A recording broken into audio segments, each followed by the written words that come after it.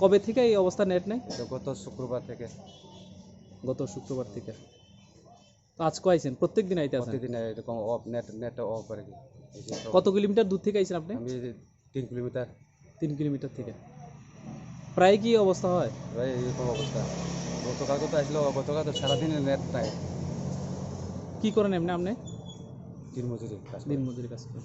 আইলে নেন আপলোড তো অনেক আগে 1 বছর আপলোড তো করে না, আপ টু ডেট হয় না? আপলোড হয় না 1 বছর।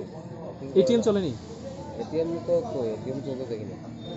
এরপরে আপনি ভালো পরিষেবা পাননি আপনারা? না মনে হয় তো ভালো পরিষেবা হওয়া যাবে দেখে না এটা মন করার মতো সব কিছু কাজ হয়ে যাবে। আইলে নেট নাই আপলোড করলে না আপলোড করে দিত না, এই মানুষরা খুব কষ্ট পাইতে আছে।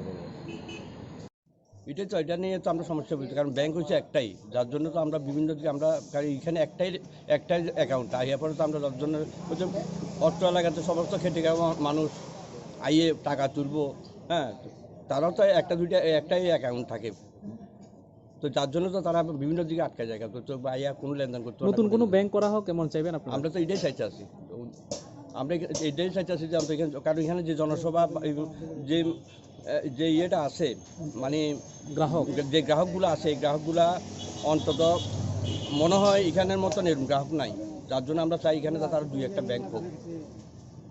পরে এত ব্যাংকের মধ্যে ভিড় হয়ে রয়েছে, আজকে 3 দিন ধরে আমার নিজের খারাপ লাগতেছে। ব্যাংকে এতগুলি কাজ করে রয়েছে, আমাদের লোন করে রয়েছে, দেওয়া ইভেন আমি শুক্রবার দিন আরেকটা শাখায়, মানে পার্শ্ববর্তী শাখায় গিয়ে আমি ক্রিটিক্যাল 2-3টা লোন আমার করতে বাধ্য হয়েছি।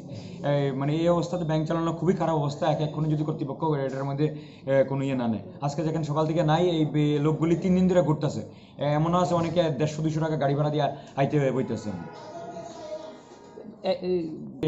না এটিএম আছে, আমাদের নতুন সফটওয়্যার ইয়ে হয়েছে, এখনো এটা আপডেট হয়েছে না। আজ মানে এটিএম চলতেছে না, ঠিক আছে, কিন্তু বাকি সব হয়তো আপডেটেড, কিন্তু এখন ইন্টারনেটের কারণে গত 3 দিন যাবত আমরা কিছু করতে পারতেছি না এমনি। তাড়াতাড়ি মানে যেন নেটটা যেন আমাদের ব্যাংকের ইয়ে করা, একটা সুষ্ঠু পরিষেবা দেওয়ার লিগে।